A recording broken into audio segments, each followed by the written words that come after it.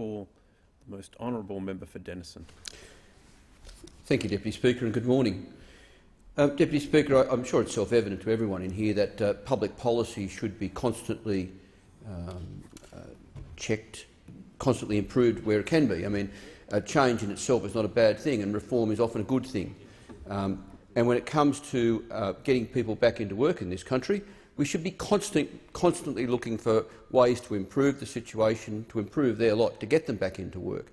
Regrettably, the unemployment rate in this country is stubbornly persistent, and I see that seasonally adjusted, the current Australian unemployment rate still sits at 6.2, and somewhat higher than that in Tasmania at 6.4.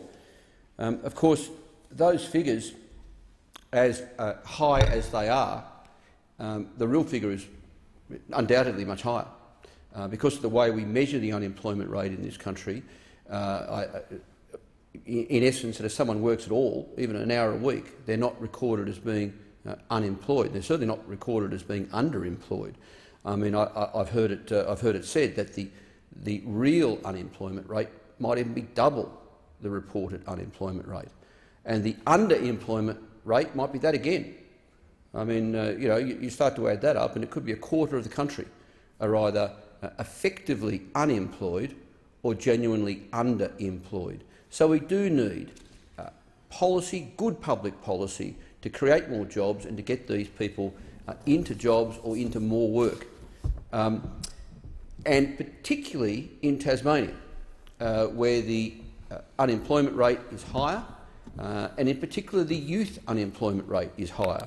I see that nationally the youth unemployment rate sits at about 12.2%, but it's 17% in Tasmania according to the official figures, and according to community organisations in southeast Tasmania, around the Hobart area, it sits at almost 20%. 1 in 5 young people in southern Tasmania unemployed. That's not good enough. And Deputy Speaker, if I can put a human face to those statistics, because too often in this place we talk about grand public policy and big reforms and big money and big dollars, and I remind honourable members that we should always be putting a human face to these conversations. Every one of these people is a real human being, some of them struggling mightily against the odds, and to their great credit often achieving. If I could give some case studies of people who are not being well served by the current arrangement and who will find things much more difficult if this bill is to become law. I'll give the example of a 58-year-old female constituent of mine who's on Newstart. She simply doesn't understand how to apply for jobs online, and the job service provider hasn't taken the time to explain it to her. And even if the job service provider was to explain it to her, she couldn't apply for jobs at home anyway because her internet has been cut off because she can't afford to pay for it. Which brings me to the point that, according to ACOS, Newstart currently is about $280 a fortnight below the poverty line. But if we want to help these people, if we want to help this 58-year-old woman from my part of the world, a good way to start would be to increase Newstart to a level that allows her to live a better life and to have the resources to actually get a job, to have the internet on at home. This woman, to her credit, is doing volunteer work at the Botanical Gardens, but that's only 9 hours per week as opposed to the required 15 hours. She has applied for volunteer work with the Salvos, but she just simply can't get the 15 hours a week that she is required to achieve. And, Deputy Speaker, I think the very sad footnote to this particular story is that this woman's adult child is disabled, and because of the obligations that are already on her before this bill becomes law, she just simply doesn't have enough time to spend with her disabled child and can't do the things that her disabled child desperately wants to do, like going camping, because of the requirements that are already on her. Another human face, Deputy Speaker, to the current unemployment situation in this country. A 25-year-old Iranian woman with limited English. She does not understand the changes that were made in July and has been repeatedly cut off from her payments. The issue for this woman is that she keeps reporting late, but no one has bothered to get a translator to explain this to her. She thinks that her payment rates just vary. That's just the way things are. And she's been underpaid, and no one has helped her out. Now, we're talking here about an Iranian woman with limited English. The Multicultural Council of Tasmania has raised a number of complaints with me. Has raised with me that they're getting a number of complaints in regards to the new requirements, as people not only don't understand them but also don't have the English or computer skills to comply with the requirements. Another example, another human face, Deputy Speaker, a 26-year-old female constituent. She is enrolled in a 2-year fast-track nursing degree that must be done full-time. But because she's doing it as a secondary degree, she's not eligible for youth allowance, so she's on New Start. And she's been told, well, she was told, until we remedied it, that she had to drop her full-time degree to become a nurse to get a great job so she could meet the work for the dole requirements. Now, I am pleased to report, Deputy Speaker, that in this particular case, my office did raise the matter with the department and her situation was eventually remedied. But what about the people who don't have the wherewithal to get their situation remedied or come to talk to the very good staff that I have? These people fall through the cracks. Another example, Deputy Speaker, another human face to these figures, a 63-year-old man. He's expected to apply for 10 jobs a week. That's 40 a month. But yet in the last 4 years, he has only ever had 7 replies to his application.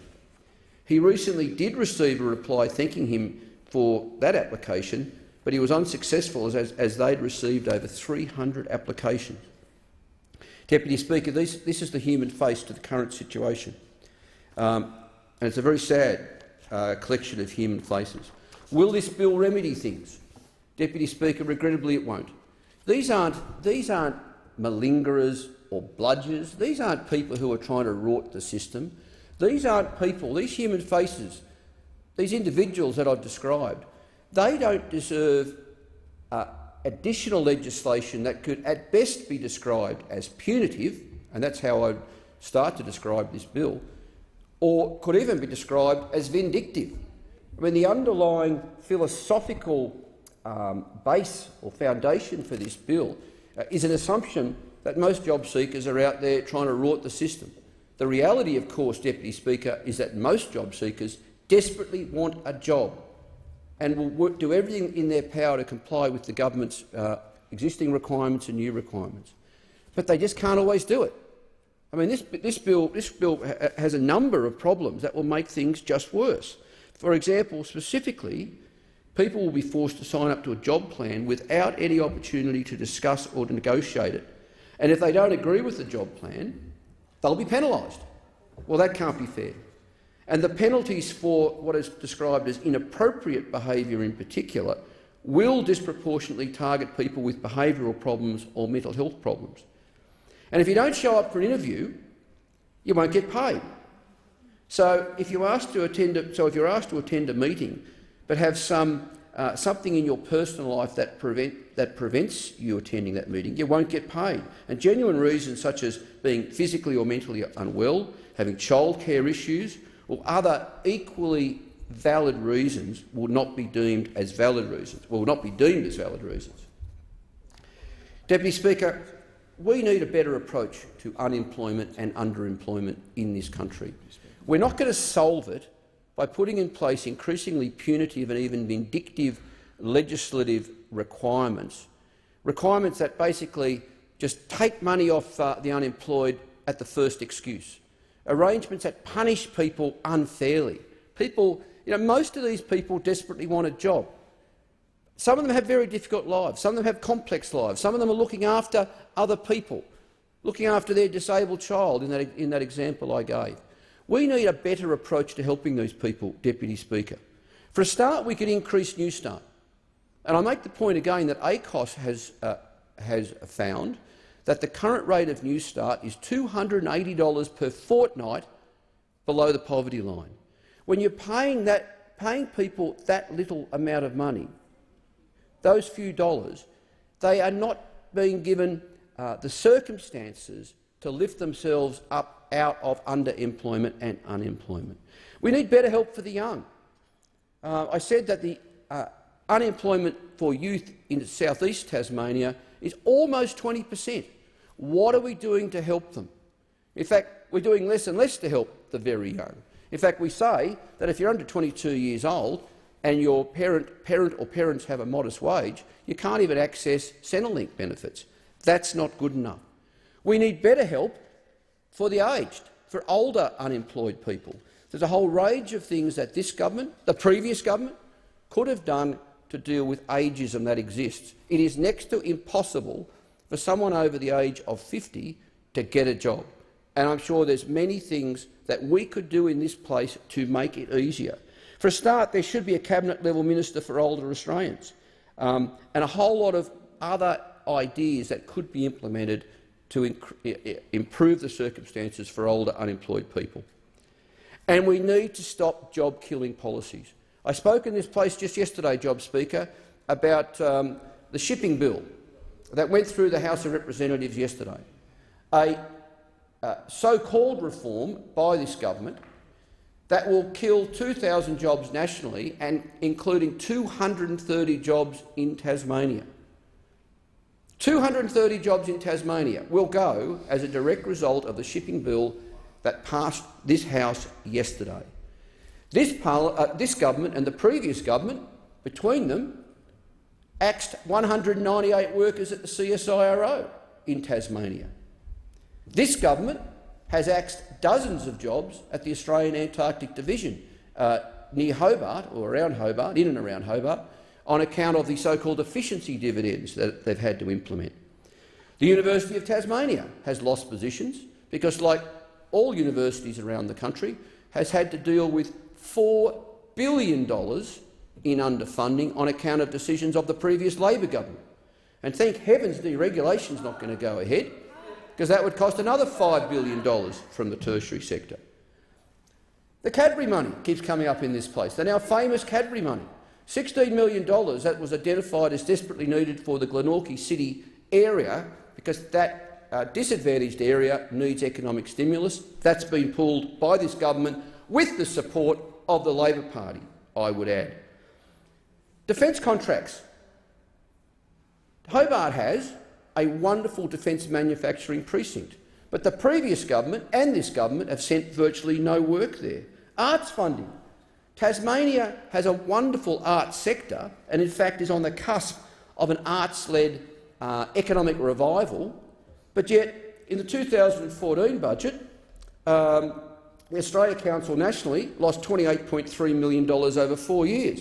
In this budget, the Australia Council had to implement an efficiency saving of $7.3 million, not to mention the fact that $105 million has been cut from the Australia Council budget to set up the slush fund, the National Program in Excellence in the Arts. Tasmania has almost entirely small and middle-sized arts bodies. All of them, in fact every arts body in Tasmania, with the exception of the TSO, the Symphony Orchestra, will bear the brunt of these cuts to the art sector. And I've already spoken about the shipping bill yesterday, which went through this place shamefully. That will cost another 230 jobs in Tasmania. It will probably cost $100 million of investment by Sea Road, who have already signalled that they're unlikely to go ahead with the replacement of 2 vessels because of the bill that went through this place yesterday. Deputy Speaker, what we need to do, we need to stop treating the unemployed as bludgers. We need to understand that the overwhelming majority of them, most of them, desperately want work, and we need to put in place policies.